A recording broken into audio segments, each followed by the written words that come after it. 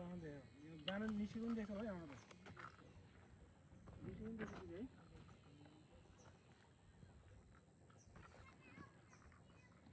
इसबाट ठिक देख्छ यहाँ ठिक देख्छ ढिकी डाँडा देख्छ ढिकी डाँडा भनेको कहाँ हो खास ढिकी डाँडा भनेको उता यसले भन्नु अस्ति जाँदा चाहिँ यो ठाउँ यो पोखरा देख्नु पोखरा देखिन्छ त्यहाँबाट नि राति त देखिन्छ देखिँदैन त्यहाँबाट सिग्लेसन देख्छ हो चिन्नु पर्यो है होइन अहिले तँ यहाँ लाएर नदेखेको बत्ती बोल्यो भने हिमालकै जरामा जस्तो पनि है